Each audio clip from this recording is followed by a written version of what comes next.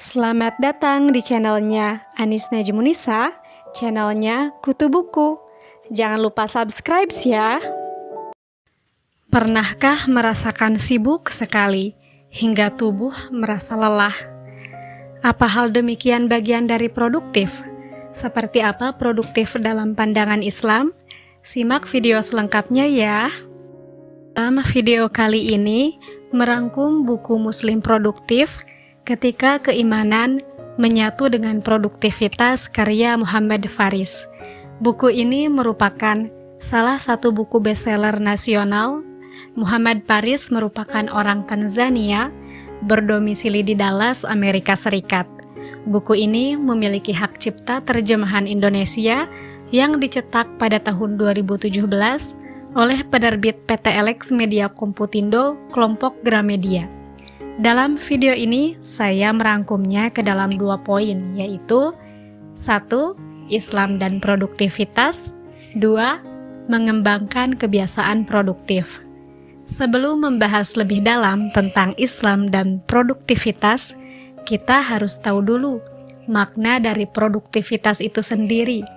Produktivitas adalah seberapa banyak Anda mendapatkan hasil dari apa yang Anda investasikan, atau sebagai output dari suatu input. Rumusnya adalah produktivitas sama dengan fokus kali energi kali waktu. Jika kamu kehilangan salah satunya, maka kamu akan merasa sangat lelah dan lesu dalam melakukan pekerjaan. Dalam bukunya, Muhammad Faris menerangkan ada perbandingan produktivitas modern dan produktivitas dalam Islam. Bila dalam pandangan modern yang berdampak pada masyarakat postmodern, produktivitas diartikan kemajuan berbagai bidang mendapatkan manfaat dari produktivitas yang lebih tinggi dalam hal upah dan berdampak pada kesejahteraan. Melihat kenyataan itu, walaupun kita telah membuat kemajuan yang sangat besar, tidak bisa dipungkiri bahwa kemajuan ini dicapai dengan pengorbanan.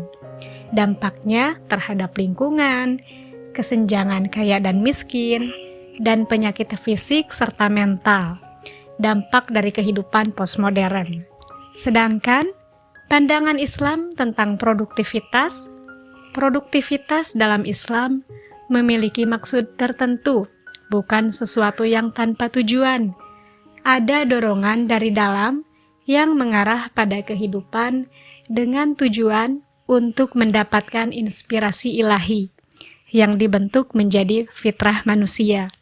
Islam memandang produktivitas sebagai alat, bukan sebagai tujuan, serta menyediakan tujuan dan seperangkat nilai untuk memelihara jiwa kita, sehingga keseimbangan antara tubuh, pikiran, dan jiwa terpelihara dalam kehidupan sehari-hari.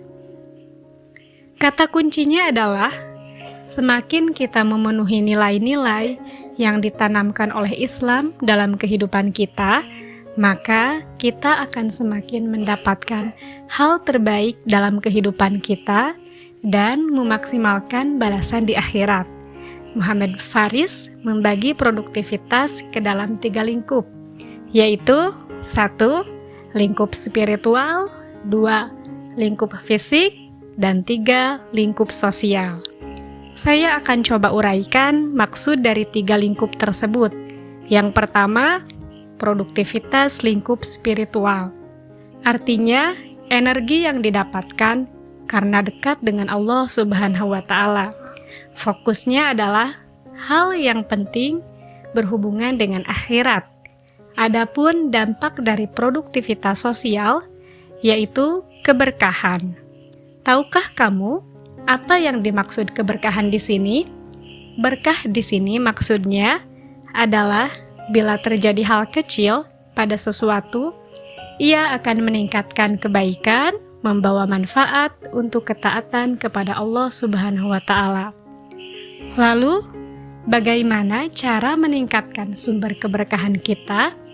Di antaranya dengan takwa atau kesadaran tentang ketuhanan, tawakal, atau berserah diri kepada Allah dan bersyukur kepada Allah. Adapun waktu spiritual adalah ketika kita diberi taufik, kesuksesan, atau kemampuan untuk mengenali nilai waktu. Beberapa tips agar kita mendapatkan produktivitas spiritual, diantaranya hargailah waktu, memperbarui niat, mohonlah keberkahan, evaluasi aktivitas harian, dan jalin hubungan dengan orang lain. Yang kedua, produktivitas lingkup fisik. Bagian ini berbicara tentang dunia fisik, seperti bagaimana kita bisa mengoptimalkan tidur, lalu nutrisi, dan kebugaran untuk meningkatkan kinerja tubuh kita. Hal pertama adalah manajemen tidur. Tak seorang pun menyangkal kekuatan penyembuhan yang dihasilkan dari tidur malam yang nyenyak itu efektif. Oleh karena itu, untuk memahami bagaimana kita tidur dan apa yang harus kita lakukan untuk meningkatkannya menjadi sebuah kunci jika kita ingin menjadi lebih produktif. Makna spiritual tidur yaitu kekuasaan Allah dan karunia Allah Subhanahu wa Ta'ala. Inti pertanyaannya adalah, apakah kita tidur demi kehidupan di dunia atau untuk akhirat? Tips aktivitas tidur. Niatkan dalam hati bahwa tidur kita untuk Allah dan saat bangun untuk menyembahnya. Berwudu sebelum tidur dan berdoa sebelum tidur. Adapun cara mempersiapkan sebelum tidur yaitu jangan makan malam terlambat, hindari kafein pada sore hari, hindari layar sebelum tidur, dan membuat catatan sebelum tidur. Hal kedua, manajemen gizi. Banyak studi menunjukkan bahwa jenis makanan tertentu mempengaruhi emosi kita, kejernihan berpikir, dan hal ini memiliki pengaruh besar terhadap produktivitas kita. Ada beberapa tips untuk mengatur nutrisi lebih baik. Di antaranya, buat perencanaan makanan apa yang akan disantap. Jangan lupa sarapan pagi, makan buah dan sayuran, minum 1 atau 2 liter setiap harinya. Hal ketiga, manajemen kebugaran. Dalam hal ini, Muhammad Faris mengajak pembaca agar mampu mengatasi rasa tidak mau terhadap olahraga dan menjadikannya bagian tak terpisahkan dalam kehidupan sehari-hari. Berikut tips memaksa kita berolahraga dan bergerak lebih banyak setiap harinya. Lacak gerakan kita, tambahkan gerakan setiap hari, buat daftar olahraga mingguan, atau bisa menggunakan home video olahraga. Atau kamu bisa pakai cara lainnya yang sesuai dengan aktivitas keseharianmu ya. Adapun waktu fisik kita di dunia amatlah terbatas. Maka, kita harus memiliki kemampuan untuk mengukur bagaimana bisa menggunakan waktu. Pangkaslah aktivitas yang memboroskan waktu, isilah rutinitas dengan jelas, dan gunakan waktu senggang dengan bijak. Hal ketiga, produktivitas sosial. Produktivitas sosial adalah melakukan sesuatu di luar diri, membantu orang lain, apapun bentuknya bisa bermacam-macam, bisa menggunakan waktu, pengetahuan, keahlian, serta kekuatan fisik. Esensinya adalah pelayanan. Energi sosial membantu meningkatkan produktivitas dengan menyediakan lingkungan yang kondusif untuk mendiskusikan ide-ide dan bekerja. Namun, jika kamu tidak mengelolanya dengan baik, mungkin kamu bisa terjebak dalam lingkungan yang menurunkan motivasi dan menjauhkan kamu dari produktif. Maka di sini penting untuk kita mengetahui bagaimana cara mendapatkan energi sosial yang tepat. Berikut inilah caranya. Kenali kebutuhan akan energi sosial. Putuskan siapa yang ingin Anda ajak bergaul, dan bangun sistem untuk mendapatkan energi sosial secara teratur. Lalu, di sini bagaimana Islam mengatur untuk mendapatkan dosis energi sosial secara teratur? Berikut inilah caranya. Bisa dengan rutin pergi ke masjid, bersikap baik pada tetangga, atau anjuran ketika menerima undangan, mengunjungi orang sakit, dan mengantarkan jenazah ke kubur.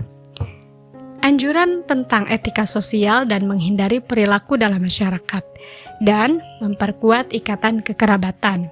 Hadis Rasulullah SAW, orang yang menyambung silaturahmi bukanlah yang menyambung hubungan yang sudah terjalin, tetapi orang yang menyambung silaturahmi ialah orang yang menjalin kembali hubungan kekerabatan yang sudah terputus. Hadis riwayat Bukhari. Bagaimana kita memulai produktivitas sosial? Dalam buku ini dijelaskan, mulailah dari lingkaran dalam Anda, keluarga langsung, teman-teman dekat, sebelum melangkah keluar yang lebih luas. Hal yang keempat, mengembangkan kebiasaan produktif. Produktivitas adalah proses. Perubahan sebenarnya dibangun atas keputusan-keputusan kecil yang kamu buat setiap hari yang membantu menjadi produktif. Misalnya, haruskah saya bangun untuk sholat subuh atau tidak? Haruskah saya berolahraga atau tidak? Hal ini berhubungan dengan kebiasaan, dan ini bersifat otomatis. Bagaimanakah kebiasaan terbentuk? Dalam The Power of Habit-nya Charles Duhigg, 3 hal penting pembentuk kebiasaan. 1. Memerlukan waktu. 2. Ada pemicu, rutinitas. Dan 3. Dapat diubah dan diadaptasi. Untuk memaksa otak menjalani kebiasaan baru selama 30 hari sampai perilaku itu berjalan secara otomatis. Selama 3 pekan pertama, kamu akan berjuang membangun kebiasaan menjadi bagian dari kehidupanmu dan membutuhkan tindakan sadar serta kemauan untuk mempertahankan tekad. Kamu harus memiliki niat yang kuat, melakukan perubahan-perubahan kecil, memiliki pedoman yang jelas, dan memberitahu orang terdekat kamu. Dan berdoa minta kepada Allah untuk membantumu membuat perubahan-perubahan yang diinginkan. Jika seseorang melihat berbagai kebiasaan ajaran Islam dalam kehidupannya, baik kebiasaan spiritual atau gaya hidup, jelas kekuatan kebiasaan ini membangun kepribadian teladan. Dan dalam melakukan kebiasaan secara sadar, juga melakukan ibadah ingin mencari ridho Allah. Kombinasi perilaku otomatis dan penuh kesadaran ini sangat berpengaruh untuk membangun manusia yang mulia. Cukup sekian rangkuman buku Muslim Produktif, semoga bermanfaat. Sampai jumpa di video berikutnya. Bye-bye.